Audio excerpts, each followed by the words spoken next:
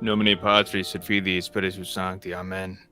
Ave Maria, gratia plena, Dominus tecum, benedicta tu mulieribus, et benedictus fructus ventris tui, Iesus. Sancta Maria, Mater Dei, ora pro nobis peccatoribus, nunc et in hora mortis nostrae. Amen. In nomine Patris et Filii Spiritus Sancti. Amen. Brethren in Christ, laudetur Jesus Christus. In secula. This is Timothy with the meaning of Catholic. Jesus is King. Welcome to another edition of the Terror of Demons morning show, reclaiming traditional Catholic masculinity. It is 5 a.m. on the Eastern Seaboard, and I'm joined as always by my co-host and author of the book, Kennedy Hall. How you doing, brother? As I always say, I'm living the dream because it's either a good dream or a bad dream, but it's still a dream nonetheless. Yeah, I think we're going to talk about some dreams today. Did you all have a nice snow flurry on Saturday? We did, yeah. We woke up to a little bit of white. Did some tobogganing, I hope? No, it wasn't that much. It was woke up to a little bit of global warming on Sunday morning. Oh yeah, there was some global warming on Sunday morning as well in the great state of Michigan. Nice. That was wonderful. Well, welcome everyone to Passion Tide. It has begun. Mm-hmm. Did you have a good day yesterday? Like, did you guys have a conference or anything at your parish or anything to get ready for Passion Week or anything? We didn't really have anything special above the normal mass and the covering of the statues and everything. Yeah, cool. Did you guys have anything? Yeah, we have 3 priests, right, for our chapel, the priory, and poor Father Rion, he was all alone because the priests were with the boys. The other 2 were in Quebec with the boys. For a retreat, like the boarding school boys. Anyway, so he had the longest day. He had to do because first Saturday it was packed. So that's really good. First Saturdays, I'm hearing from everybody. First Saturdays have been packed. Fantastic. Our buddy at Tridentine Brewers, he showed his parish. Ours was like a Sunday mass. Oh, it nice. Was full, and there's people in the crying room, and so lots of confessions and things, and then. We had a conference yesterday on the Passion for all the grown-ups at the parish, and so it was like really. There's something going on. I don't know. People are really motivated right now for the right reasons. It's good to see. Yeah, that's exciting. We have somebody started at our parish Family First Saturday, so they have cool. So they do the first Saturday. They do the rosary after the mass. They have confession. And then everybody brings a potluck breakfast. So they go to have some breakfast. And then they have like different small groups. So they have like the little kids go off with so-and-so. And so they got little like layer-led catechetical groups after that. So it's a good like Saturday morning. Most of you get out at like 11 a.m.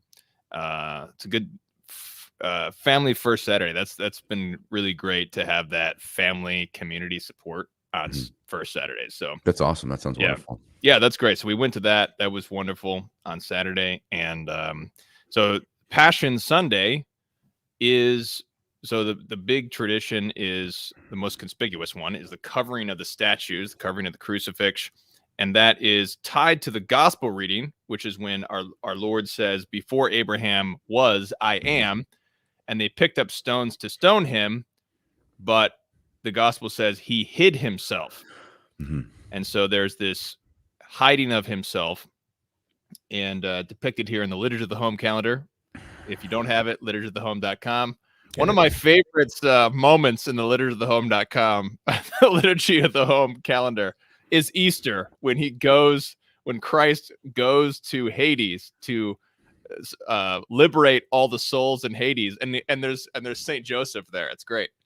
But I love what they do. My kids love this. I don't know about you, Kennedy, but like my kids love the little bad guys. I know. Yeah. They love the little fallen angels, like dictating what the bad guys do. It's so great. And what I love about it too is that I don't know if you noticed about the fallen angels, but they're always really tiny. Like when Jesus is tempted in the desert, the devil's like this little tiny impish creature. And I think it's such a perfect way to illustrate the powerlessness of the devil and how he really is not very powerful and he's not very scary. So my boys really like that. They have at Liturgy of the Home, they always have a depiction of the family customs up on these little parts of the calendar. So they've got the family here with their family altar. Hmm. So I don't know, at the Flanders household, we've got all our icons, or not all of them, but most of everything covered with the violet cloth. Hmm. And then we do the custom in the rosary, which is where you replace the glory be in the rosary with Christ became obedient to the death for us, even the death of the cross. Oh, I never heard So that. that's significant to me. Yeah, I got that from Matthew Pleasy. And so we'll talk more about family customs. That's pretty much our family customs right now for Passion Tide. Yeah, we're gonna cover up the statues and stuff today. We were gone all day yesterday. We had mass at 10 or whatever. We got an hour drive, and then we had the conference at 4. So we had everything in between. Hung out with some friends. We didn't get home till we had benediction actually yesterday too. So benediction 2 days in a row. Sweet. Actually, it was good. But anyway, so fun. It's good. We're 2 weeks away from Easter. I can't believe it. Like, I feel it though. Like I was getting really hungry this week. Like, when you're like a month into the fasting, and then like Saturday night, I was like, wow, it's nothing like what Christ went through in the desert. But I get in a very small sense when at the end, it's like, when the days were over, he was hungry. Oh yeah. Yep. And it's like, yes, 40 days were over. He was hungry. Yeah, I love that. Yeah. Sweet. Well, we have I wanted to plug this series that we have, which is on the Guild stream. This is Jews, Judaism, and Israel, History of a People. And the Guild stream is where we talk about all the controversial topics, and this is one of the most controversial because when people chat, even in the YouTube chat, and they say the word Jew, it actually gets auto-censored. Really? And so it's a heavily censored topic. We did a 12-part series on this, including we have part 12 is Jewish influence on liturgical reform. And that's when we talk about the 4 different versions of the Good Friday prayer and the 20th century and the influence of different Jewish organizations. We talk about the ADL, the famous Jewish theologian Abraham Heschel, and how he went to Paul VI and pressured him to make changes with Catholic liturgy and theology. So we've got all this: Jewish virtue of hate, Jewish revolutionary spirit, all the most controversial topics that YouTube doesn't want us to talk about. Those are contained in this 12-part series. So that's part of the Guild stream. So if you want to be a part of the Guild, have access to the community and the content, you can become a patron. That's patreon.com/MunionofCatholic. And you can have access to the Jews series. We'll also have our Guild stream this Thursday is with Steve Cunningham over at Sensus Fidelium, and he's going to talk about 5 ways to take back your local community. So that'll be fun. I'm excited for that very practical show. But there's a lot that goes into Passion Tide and Passion Week and Good Friday with some of these topics with the Jews. And so just wanted to recommend that to everyone. So you can become a Guild member. As always, if you can't afford $5 a month, feel free to contact me and we can work something out if you want access to that Guild community. So Kennedy, what's going on with the Kennedy Hall report this week? Well, I'm going to record a bunch of videos next couple days. We kind of just go by the seat of our pants a little bit. We do have a project though, for Fulton Sheen coming up. So I love Fulton Sheen. I really love Fulton Sheen. I like him because I think he's kind of like the great unifier of all Catholics of goodwill in the English-speaking world, because he's traditional, because he's old. So he was just around when things were traditional. But he doesn't have this like traditionalist, it's silly, but you know what I mean? He's not a trad per se in the minds of the Catholics who've adored him for so long, because it's just he was from a previous time. So it's not like presenting, again, people who are skeptical of tradition. They think of all these, negative people, which we'll talk about the red pill thing in a bit. He's just an iconic figure where you can be a guy who attends a society chapel or something, or you can be just a guy who likes Bishop Barron but is Orthodox and just loves the faith. And you hear Sheen and you think, wow, this guy's amazing, because he's amazing, And when you read his works, I don't know, No, I'm reading through a couple of his books right now. He's like he's got the gravitas of a C.S. Lewis, of a Chesterton in his literary chops. When you read him, you go, wow, you're actually a really good writer, in a sense of you could just, you could write about your trip to a vineyard and it'd be a captivating article. He just has a skill to him. But then he's a bishop. So we can add in a little bit of, by the way, your soul's in peril. It's like, well, I should probably listen because you're a bishop. So I think he's amazing.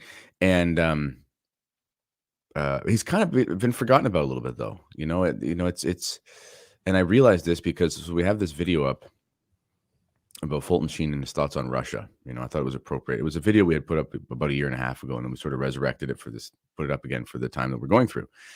And the feedback has been incredible. I think it's got like 60,000 views so far, something like that. Oh, sweet. Because people just love it. I mean, they're looking for Fulton Sheen. There's so many clips of him online, but everyone's just kind of putting Sheen up there. It's just, here's Sheen's old talk. And the sad part about our generation is that we're a bunch of squirrels, or what's that dog who looks at squirrels? He's like, squirrel, and he can't concentrate. I think that's Up, isn't it? Up. I don't know. Up? I think it's from an old cartoon as well. But anyway, we're one of those. We're like that, and the best of us. We're just used to it. Like, we don't stand there. Even if you're 60 years old, you've been watching Fox News for 25 years. You're used to someone speaking for about 2 or 3 minutes, and then maybe a 10, 12-minute monologue. Maybe you got some Tucker Carlson, maybe. But even then, he's going to be coming in out of the screen. There's going to be pictures and all. Anyway, you got to have something interactive. So what we're doing is we're resurrecting Fulton Sheen, and we're putting together basically compilations. You see my soundproofing foam. Some people think it's decoration. It's just foam for sound treatment. We're actually getting a green screen in here and some lights and a new camera and stuff. Oh, sweet. So we're going to have all that. And as Providence would have it, I got in contact with one of the preeminent Fulton Sheen scholars around. He's actually part of the effort to get Fulton Sheen canonized. He's got access to the records and all this kind of stuff. And he's going to help us. And so anyway, lots of Fulton Sheen stuff. Like, after Easter, we'll start having a bunch of his stuff roll out. Sweet. And as what's his name, Terry Barber, Jesse Romero's buddy, he always says, full Sheen ahead. So that's coming. So anyway, look out for that. Yeah. That'll be great. I'm excited for that. I'm not really that familiar with Fulton Sheen, not for lack of interest. Just, I just never happened to read him a lot or see him a lot. But I mentioned him actually on my little series about Benedict and the Trads. I mentioned that Fulton Sheen was primetime television in the 1950s, which was a sign that Catholicism was on the rise, sort of becoming more, breaking into the mainstream in a good way. But there was a lot of critics of Sheen in the chat. Yes. I was a little surprised by that because, what's so bad about Sheen? I mean, just because he accepted the Vatican II Council or whatever, So what are your thoughts? Let's probably get into our topic with this question. Mm-hmm. Sure. What are your thoughts on? Well, yeah. What are your thoughts on the critics of Sheen? What do you think? Yeah. So Fulton Sheen died in 1979, I think. Which is 1979. He was an old man by the time Vatican II. Well, I mean, during Vatican II, he was obviously younger. It's about 15 years before he died. But by the time, let's be honest, the changes of Vatican II materialized with the changes of the new Mass. Before that, there was sort of this gray area nebulous thing. I mean, even Lefebvre was saying, some people say he said the Novus Ordo. He never did. So it's fortunate people say he did. Not that it would invalidate his whole life or something, but he didn't say the Novus Ordo. He said the sort of 1965 Vatican II experiment Mass. They kind of took out a couple prayers and said a couple parts in the vernacular. That was it, but it was still, yeah. Just confirm for the chat. His death was December 9, 1979. Yeah. And that's actually the day that Our Lady appeared to Juan Diego the first time. Oh, was it the 9th? Maybe. I think so. Anyway, so Fulton Sheen died 9 years after the council, or the new Mass was implemented. I'm sure he said the new Mass. I'm sure he did. There's a letter. one of the main criticisms, two or three things. One of the main criticisms of Fulton Sheen is there's a letter that circulates where apparently he tells people not to go to the SSPX. But I was talking to this scholar and doing some research, and it's actually very likely that the letter is not even real or written by him. So, actually, as we're talking, do you want to look up that letter just real quick while I'm saying this? It's super easy to find. Just Fulton Sheen SSPX letter. Yeah, sure. There's when we show that letter, I'll show why I don't even believe that he wrote it.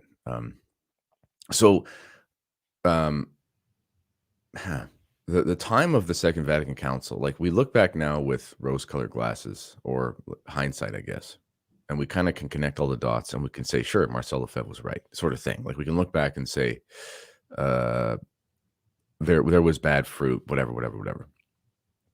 But you got to understand something, people. Okay, the normal, reasonable, understandable response to an ecumenical council as a bishop of the Catholic Church is to think that it's going to be okay. Like that's what you do as a Catholic of goodwill. You think it's going to be, yeah, here it is. So here's a letter that's attributed to Sheen. It says, I thank you for your kind letter. I admire you as the mother of 8 small children. I'm sure you are busy, but not happy. If you have any influence on your friend, I would beg you to influence her to leave the Society of so-called Society of St. Pius X. So this group has no ecclesiastical approval, and indeed it can lead her possibly and her family into schism and even heresy. Okay, so just zoom out there. What's the date on this letter again? So this is supposed to be September there's 21, no way, 1978. There's no way that he wrote that. And the reason is the date. Okay, the Society of St. Pius X did have ecclesial approval, but the priests had a suspension ad divini at that point. Also, this is about a year before Fulton Sheen died. He was actually severely ill. He received about 10,000 letters a month, and he responded to almost none of them. In addition, their schismatic accusation didn't happen until 1988. So there's no schism when you're under suspension. Okay, I don't believe this. Everyone knows my thoughts, but it's actually highly doubtful that this letter is actually even attributed to Fulton Sheen. Now, there's two possibilities. One is that it's a complete fake, which is possible. The internet's full of crazy people. Secondly, it's possible that it was written by somebody else in his office. So, and you can take the letter down now. But he had a yeah, I mean, there's already inaccuracies in what he just said. That's right. Like it's saying that the change in the was merely the Latin into the vernacular. Jesus used the language of the time. Not true as well. Yeah. So some of these are kind of just like lazy inaccuracies that, if anybody has said the Latin Mass before and then say the Novus Ordo, they know there's a ton of differences that are not merely, as we'll show in the Mass of the Ages episode 2, only 13% of the prayers are unchanged. So, so it's very unlikely he said this, wrote this. And also, if he did, I don't think he did. He got about 10,000 letters a month. So I know this for real because, and this fellow that I've been talking to, he's actually been to Fulton Sheen's residence, like where he lived when he died, like where he was, like he's got full access to the archives and all this kind of stuff. In his private chapel, he had the Latin Mass cards out. He said he never stopped saying the Latin Mass on his own ever, and he was basically done his sort of official public ministry by the 70s. What he did is he spent the last 7 or 8 years of his life doing priestly retreats. Because there's a in Father Murr's book, The Godmother, there's that Fulton Sheen transcribed conference at the end. It's wonderful. Did you read the appendix? Oh yeah. It's incredible. And it sounds a lot like, a trad, so-called. He says Christendom is dead, but Christianity is not. And he talks about how like we are going through a time, the church, basically without saying the word infiltration, right? He's saying it's all going to hell in a handbasket. So now we got to buckle down and we've got to rebuild. And this is the time to get holy and all this kind of stuff. He's talking like someone who knows what's going on. Okay. So that's one thing that people say it was him. And I just want to real quick shout out to our friend, Father Charles Murr, because he has a new book that I just wanted to put on the screen really quickly to promote for everybody. It's called Murder in the 33rd Degree. This text is a very, very important book because it details the Gagnon investigation into Vatican Freemasonry circa 1975. 1975, 1978, and it details Murr's interaction with Gagnon, as well as our Cardinal Benelli, Father Mario Marini, in the Vatican during this time, during the year of three popes, the meetings between Gagnon and the three popes. It's a very, very important text. This is like infiltration before it was cool. Yeah. And it's with an eyewitness who was witness to these people in secondary sources. So this is very, very important book. Go buy this book. We're going to have Charles Murr on 1 Peter 5. We'll have an article out on it. Go buy this book. And I just finished doing the audiobook. Yes. And you can hear Kennedy's beautiful Canadian French and Italian accents in this audiobook, if you like.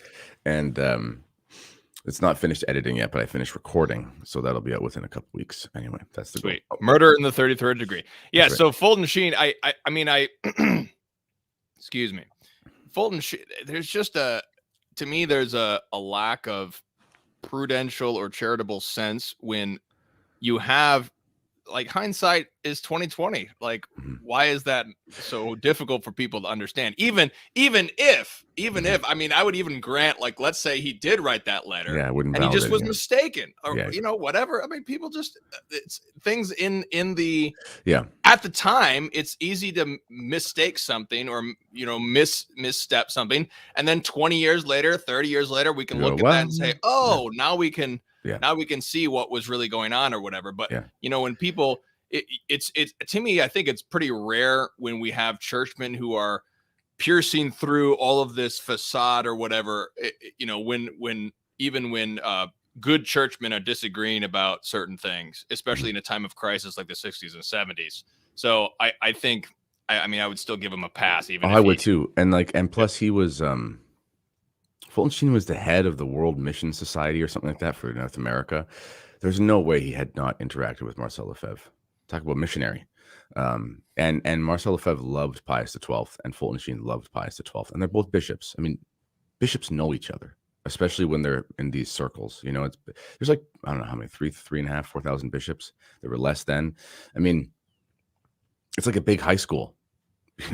And they're talking about the princes of the church. Like, they know of each other. They know what's going on. It's surprising how little separation there is from all the bishops in the world and knowing each other and the Pope and things like that. Because there's not that many, all things considered. And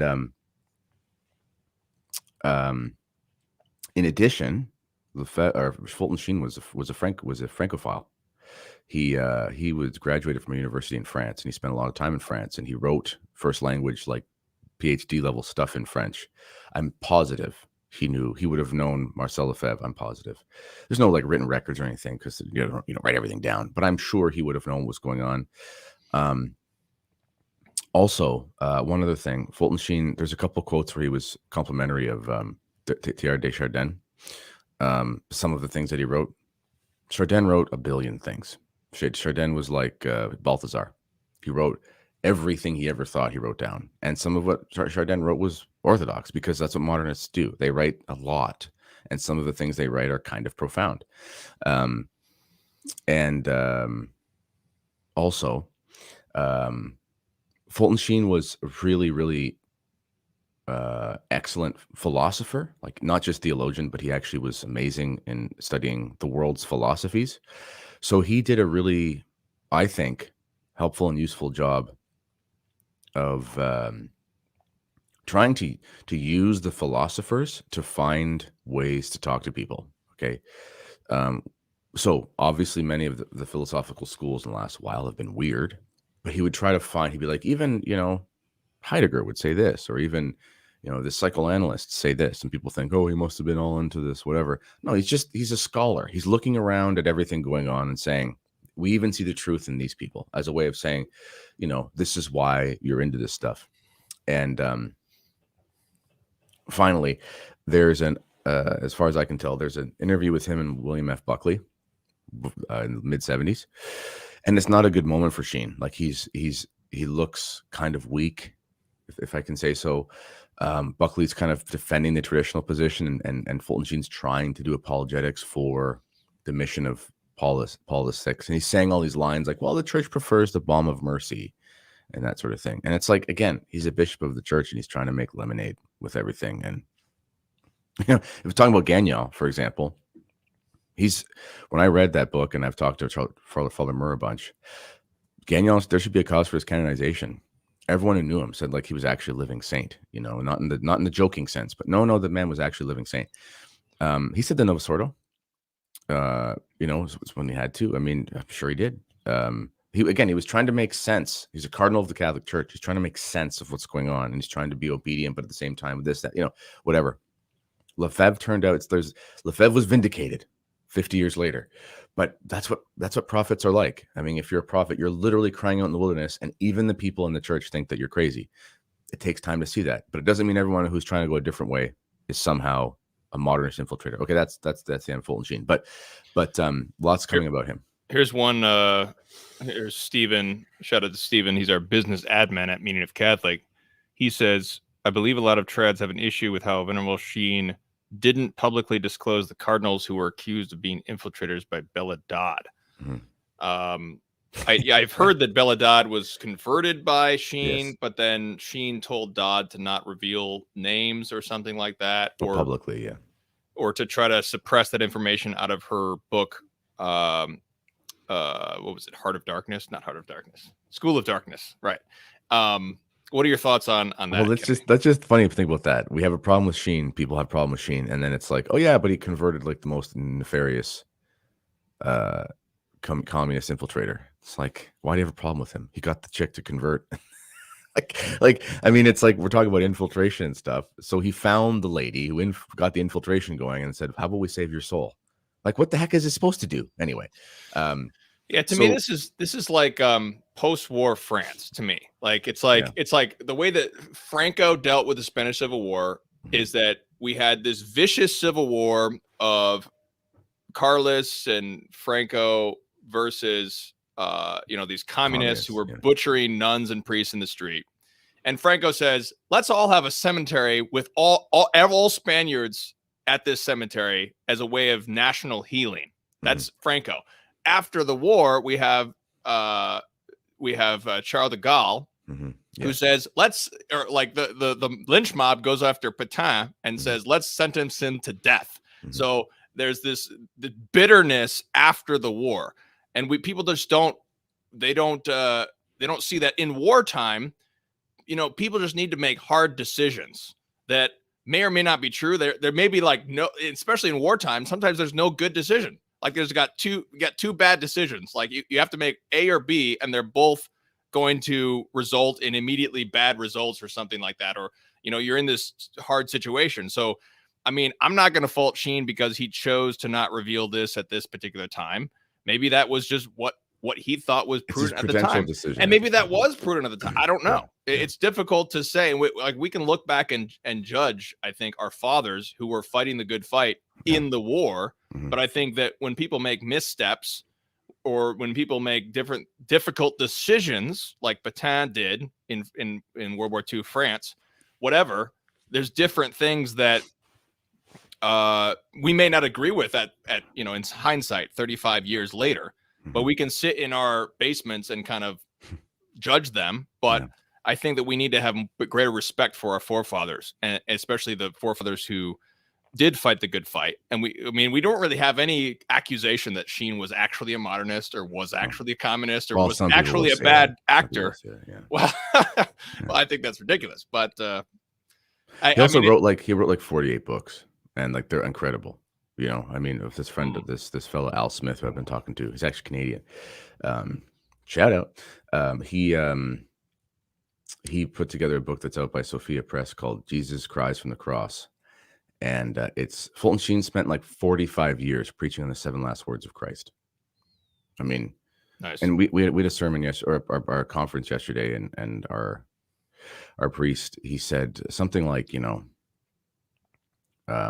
will not be a saint. Like, basically, all saints are students of the cross, and this is what St. Paul says, I preach nothing but the Christ crucified, sort of however he phrases it, Fulton Sheen was a student of the cross. He spent his entire life preaching Christ crucified, not Christ resurrected. He wasn't going, not that that's not important, but you know what I'm saying? He wasn't saying like, we're an Easter people, rejoice and be glad, as the sort of chicken soup for the soul Christianity. It was and he would talk about communists this way. Fulton Sheen said communists were closer to Christ than the West because the communists have the cross without Christ. Whereas the West has Christ without his cross. But he said the thing is, the cross is dependent on Christ for its very existence, in a sense. Even though obviously Christ, it's a fine line. Obviously, we're not saying that Christ was not dependent on his cross, in a sense, but there's a subordination. Like the cross is it's almost actualized by Christ himself. So if you have the cross, you're actually closer to Christ than Christ without it, because that's not actually Christ, if that makes sense. Anyway, so he had this view that the communists would be the real communists, the old school, actual hardened communists like the Soviets who lived a life of austerity and things. They had discipline, they had these things, but they did not have Christ. Anyway, so that's a whole other thing. So I'll talk about that in the next little while. We're gonna do some really good stuff on Sheen. So yeah. So 3 to Get Married should be required reading. That's text from Fulton Sheen. And Life of Christ. I'm reading Life of Christ right now. It's unbelievable. Anyway. Okay, so that leads us to our topic of the day. Yes. Too many red pills. Bad for your health. Yeah. So let's. Are you kidding, Kennedy? Come on, I love red pills. Yeah. I mean, well, here's the thing. You're supposed to take one. Okay, so let's. This is the if people don't know, if you've never watched The Matrix, it's from The Matrix. I'm not telling you to go watch The Matrix. You make your own choices about movies, but this is where this scene is from. Okay, and basically, there's Neo who's in the Matrix. The Matrix is it's a cinematized version of the allegory of the cave. That's what it is. Okay. If you don't know what the allegory of the cave is, do Philosophy 101. But essentially, Plato uses the analogy that we are in this cave and we're shackled and we're staring at this wall. We always see shadows, okay, and we can't move. It's very distinct how he dramatizes it. And they're sitting in this cave, and then they're sitting there, and then there's this fire behind them, and then there's basically these marionettes or these figurines that are walk back and forth in front of this fire, and they're different things, okay, and they see these shadows on the wall, so they think the shadows are real. So they see like the outline of a bird or the outline of a I don't know, some other animal or person or object. And the people who have been shackled looking at the cave wall for their whole lives, they don't know anything else, and they believe that the things on the wall are the real things because they have no other point of reference. Okay. Anyway, this is underground. It's a cave.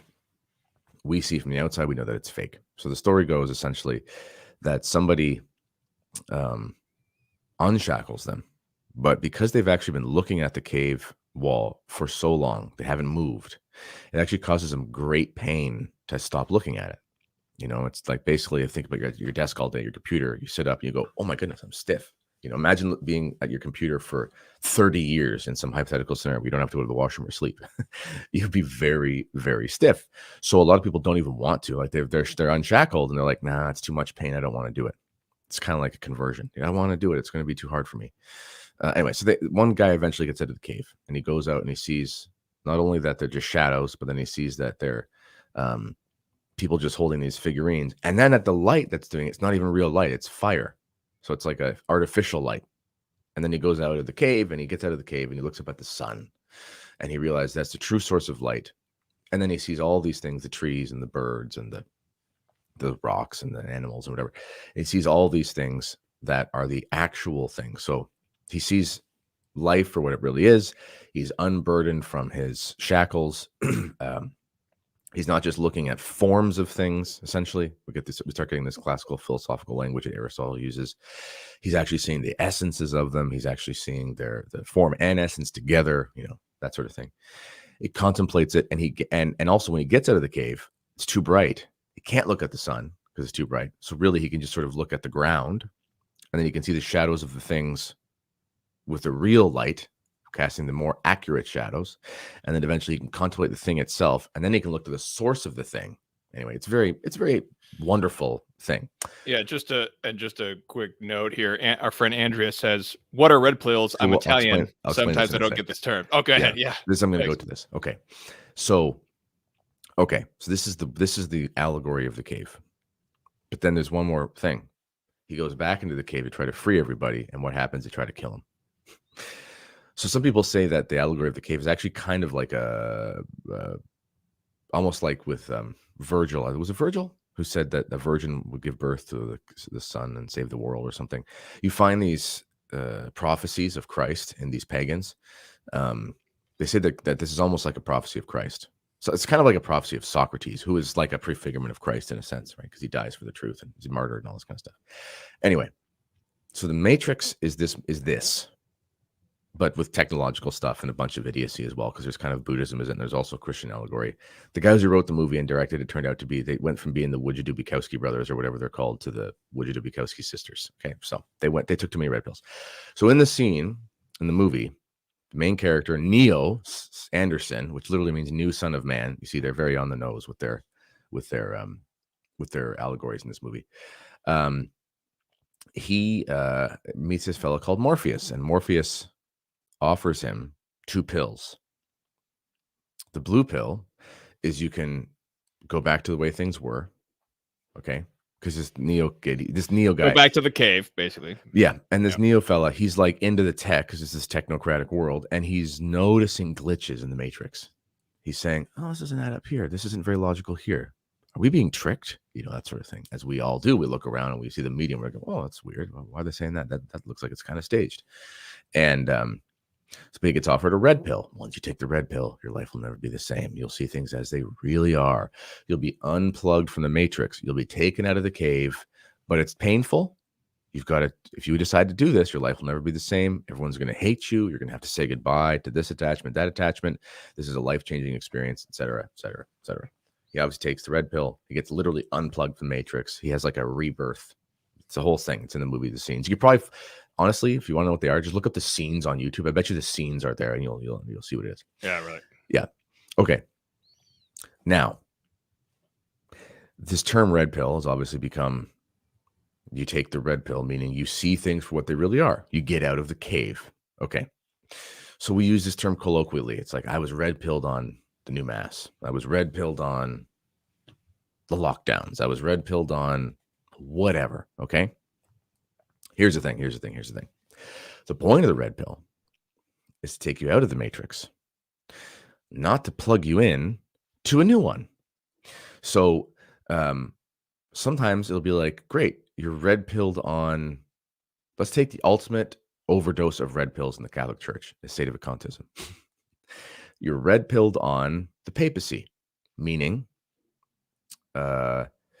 sure, you realize there's been a really unhealthy ultramontanism, or there's been a sort of like a papolatry, papalism, you know, and that was Father Lefloc who trained Lefebvre, said that would be one of the greatest heresies coming in the modern church would be papolatry. So you kind of see and you go, whoa, it's not like what I thought when I was a kid. I'm out of the cave now. I'm seeing things for what they really are. The problem is you keep shoving red pills down your throat to the point where you go, and that's why there's no pope, you know, but the thing is, to do that, you have to go from, see, when you're in the cave, everything is speculation because it's not the real thing. What you're doing is you're looking at shadows of things and then formulating what you think is the ultimate reality from those things. When you leave the cave, take the red pill, you start to see things for what they really are. That's good. But then you keep going and you're like, I want more of these red pills. I'm still in a cave. I'm sure this must still be a cave, because obviously if I was in that cave, I'm not in a cave now. I got to get out of this cave. Then you start going and you're saying, oh, I bet you these trees that I see, they're actually shadows of the real trees. And I bet you this sun, this is I'm in a bigger cave. This is actually a fake version of the real sun. I now have to explain why we're still in the cave and they want you to be in whatever. you end up creating your own matrix, which was you end up plugging yourself into something where you've now basically gone in a full circle. You've created a new cave where what happens is, because what are the characteristics of being in that cave? You get so fixated on these partial truths that you then take for full truths that looking away from those is actually painful. And then you become a recluse and you start shutting yourself off from what's actually happening. Okay. This is good. This is happening. And we've all been on that. All of us. When you get red pilled on something, you get it's basically, it's the fruits, it's the seeds, I should say. It's the seeds of the Gnostic heresies. There are parts of Christ's life that are speculative. So you then start to speculate about these speculative parts of Christ's life until you have the secret information on who Christ really was. You start to become a Gnostic. This is so dangerous for people both in the secular realm and in the church. Now, people are going to think, oh, Kennedy, are you saying that you believe everything that you've been told? Of course not. What I'm saying is I reject the matrix, metaphorically speaking. But then I'm not going to go from there to saying, now I know the real truth about everything. Because then I become the person who's creating a new cave, a new matrix for myself. The danger with red pills is to go from being liberated from the cave, having the opportunity to look at the real sun, the Son of Man, but then having the same mentality of the time you were in the cave, and then looking for another exclusive way of seeing the world. Okay. This is so common today. It's been heightened with Fatima. And I'm going to write this. I have to submit that piece to you today. We're going to have two pieces. One is called The Consecration is Invalid. Yeah. The other one is called The Consecration is Valid by Kennedy Hall. Stay tuned at 1 Peter 5. So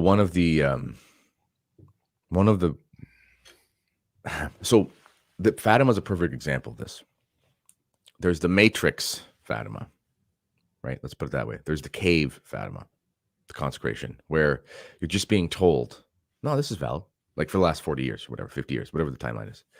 And it's like, yeah, but it's actually missing some parts. No. That's the real one. That's the real one. The people in charge of telling you it's the real one told you it's the real one. Therefore, it's the real one. Okay, sit in your cave. Okay, so people get that, right? And they go, no, but there's some parts missing, and I mean, people can disagree in this. I don't excommunicate anybody who disagrees. I don't care about that. I'm just saying this is an example, okay? So then there's a chance of, we should leave this cave. We should leave this matrix of this incomplete Fatima narrative, and we should find the real truth about the Fatima narrative. It's actually very easy to find. Okay, it doesn't take a lot of effort. It's just you have to contemplate 3 or 4 things and go, oh yeah, that doesn't work. Okay, but then when you're out of the Fatima narrative, then you get to the point, well, oh, maybe Sister Lucy wasn't even real. There's a fake one. And you know why? Because there are pictures. There's like 4 of them, and they're in black and white. And she looks really different in the 1990s than the 1970s. Have you ever heard of aging? Or dental surgery? There was a dental surgery, actually, that happened. Yeah. Okay. We're not going to get into that. And then, regarding this recent consecration, anyway, union with the bishops, the whole thing, okay? But there were some writings of Sister Lucy. And I saw them on a blog somewhere. And when it was translated into French, which is close to Spanish, I don't speak Portuguese either, she said all the bishops. Now I know for real that heaven did not accept this last consecration. Anyway. Yeah, I love what you said. This is great. This is great because what I got here from what you just said was that you get out of the cave. Yes. You red pill out of the matrix, but then you create your own matrix. And the key similarity is that on the when you were in the cave, you were focusing on these half truths, and you were not rational. You were not working rationally. That you leave the cave and then you latch onto a half truth, and then you don't act rationally either. So I think this is great because I do think that there's a serious breakdown of reason. That's kind of what we were just talking about with the Fulton Sheen. Like, we need to be reasonable. Like, let's be reasonable here, brethren, about when we judge somebody 50 years after the fact who is fighting the good fight. We need to be reasonable, like what you just said with Fatima. We shouldn't excommunicate people who have different Fatima approaches, as long as they're being reasonable. Like what you just described about like the 84 consecration, that's not rational. Like you just said, well, it is because we said it was. It's because we said it was. Well, that's not a rational reason. Like, okay, give me a rational reason. Give me evidence. Okay, if you give me evidence and you make a rational response, okay, I'm not going to excommunicate you because you have a different opinion about a private revelation, even though it's quasi-public. These are. This is kind of like what we've been trying to promote at Meaning of Catholic, is that we need to have a rational discourse, a charitable discourse that we get red pilled, and then we can dispute about different things that we don't really know everything about. We don't know. We don't have all the evidence. We just talked about the Gagnon investigation in 1978. We don't have that dossier. We know it exists, but we don't have. So we have certain levels of certainty as to who was a Freemason and who wasn't, or who was just influenced based on Masonic ideas. So we just need to be rational about what really is the degree of certainty about this or that thing. And then let's just hash it out as men instead of as cave dwellers who are in our little world. And that's going to be my argument is, the main arguments against the consecration being valid are that there are some things that Sister Lucy said where she says, no, Russia, only say Russia, and she said that to Thomas Walsh in, I don't have the book right there. It's downstairs. And in a wonderful book. Actually, everyone should go read, I think it's called Our Lady of Fatima by Thomas Walsh. He himself is actually a contemporary of Fulton Sheen, an amazing American Catholic writer. He's kind of included as like the American. This guy here. Yes, wonderful book. He's kind of included in the, there was like the sort of Oxfordian high Anglican revivalist literary movement with C.S. Lewis, and so kind of quasi-Catholic. Then we also have Tolkien and Chesterton and stuff in the fully Catholic sense.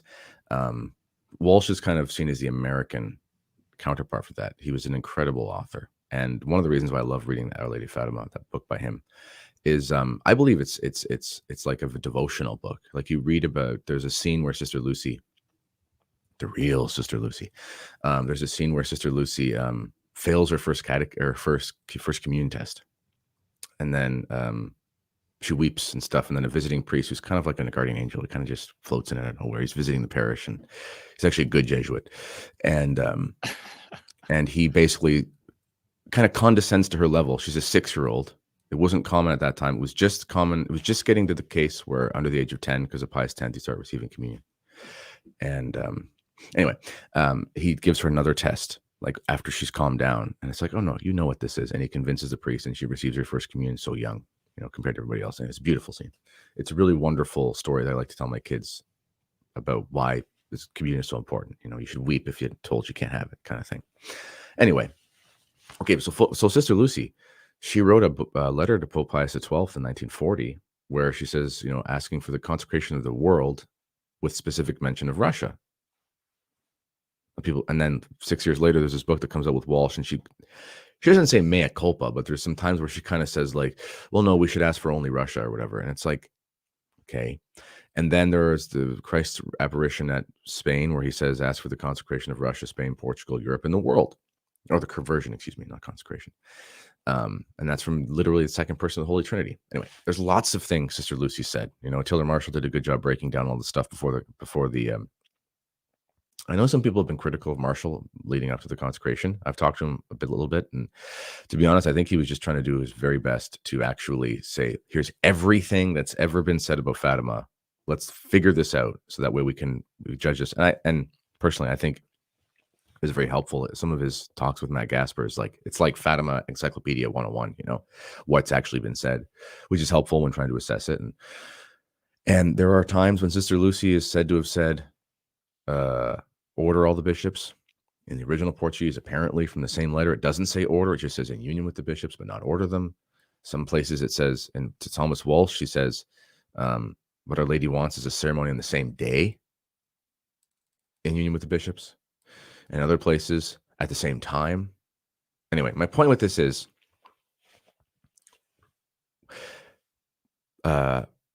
heaven would not leave it to us to have to. Heaven is reasonable. I think we can agree on that. Heaven would not make it a world peace, the conversion of hundreds of millions of people, the saving of the soul of a nation that is so integral into, God loves Russia. It's not Russia's being an instrument of chastisement is not because God hates Russia. God loves Russia. He wants Russia to convert fully. This whole plan of peace, let's call it, would not be contingent on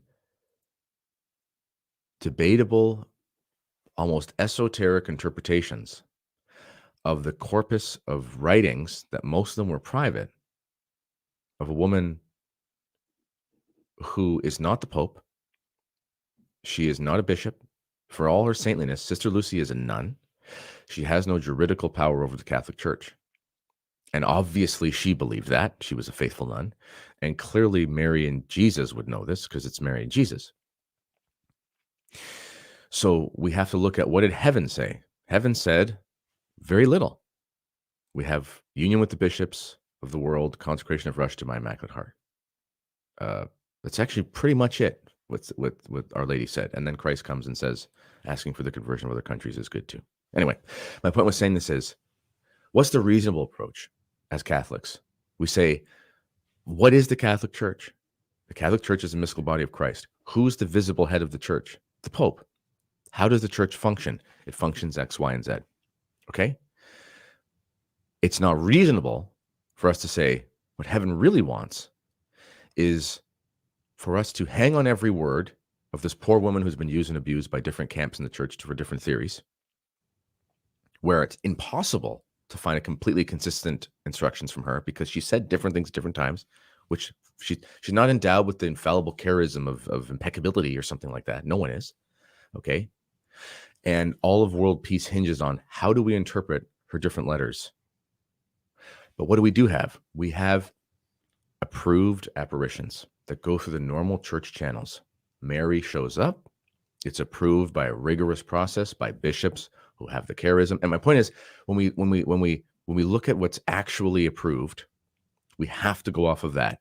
And then we have to go off of what the Pope would decide, because the heavenly beings who showed up would expect the Pope to make the decision. If we get to the point where we start completely nitpicking every single word that Sister Lucy ever said, this is us starting, in my opinion, to create our own new matrix, where we will then create this Platonic form of what a perfect consecration would be based off of all of the partial truths or incomplete statements, let's say, or out of context statements. And then we formulate those into this form of how this thing ought to be. And if it doesn't match this, then it's not going to ever be possible. But that's not actually in the apparitions.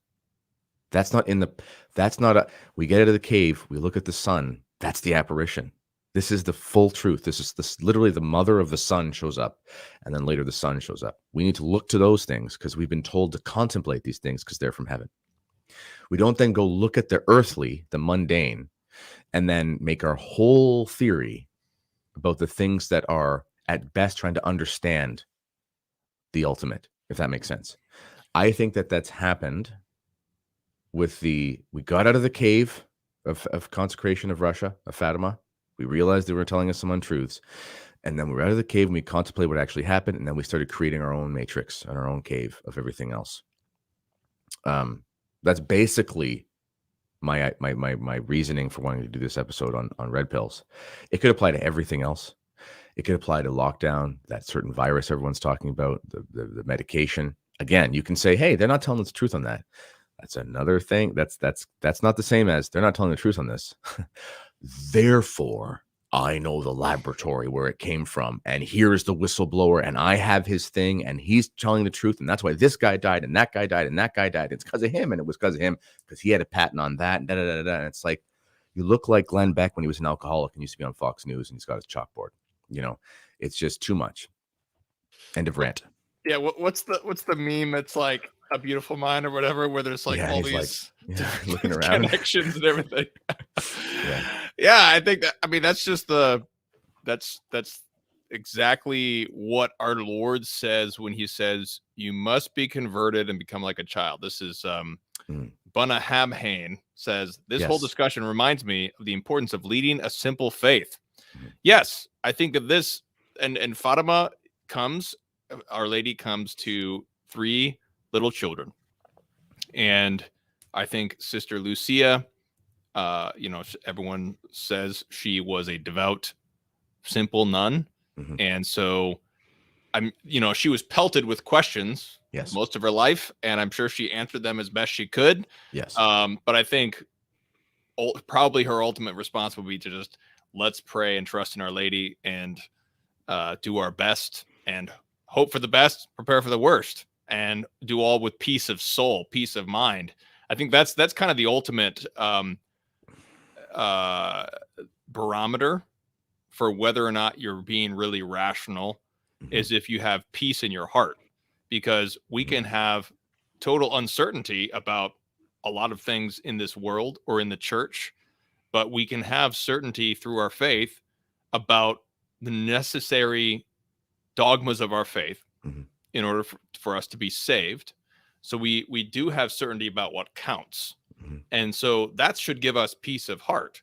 We should not have anxiety because we don't know which cardinal is a Freemason at 1978 or whatever. We should not have anxiety about that. We should just do our duty.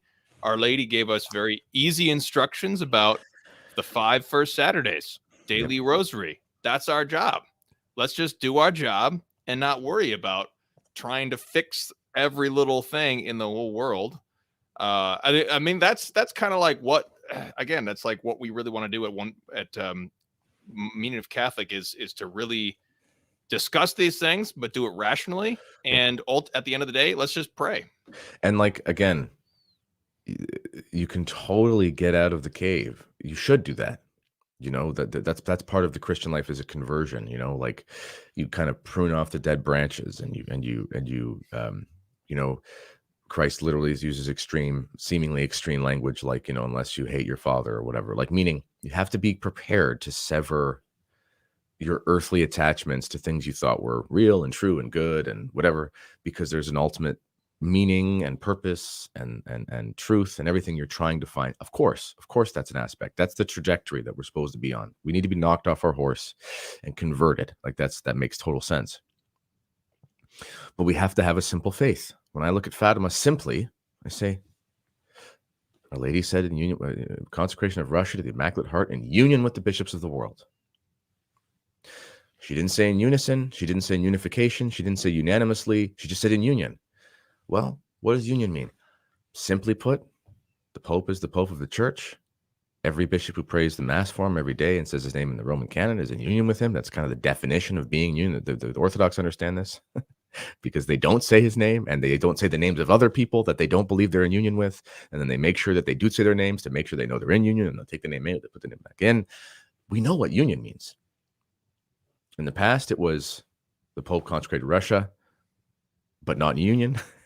And then it was John Paul II, and it was in union, but didn't say Russia. And it's like, the Pope then consecrated Russia to the Immaculate Heart of Mary, and he was in union with the bishops because he asked them all to do it. So, I mean, it's like, my simple faith goes, this just seems simply to be as close an approximation as possible to what Our Lady asked for. That's all we can ask for, And then our priest said on the Sunday after the consecration, Father Rion, he's such a wonderful priest, and he just said, Russia is in the hands of Our Lady. All you can do now is pray, and that's it. And that's the there we go. Yep, that's it. So stay tuned to Kennedy Report for more Fulton Sheen. Let's heighten our penance and do our duty, do our faithful duty as laymen and women for Passion Tide. And let's say an Ave Maria. There you go. Offer it up and pray, hope, don't worry. Nomine Patris et Filii Spiritus Sancti. Amen.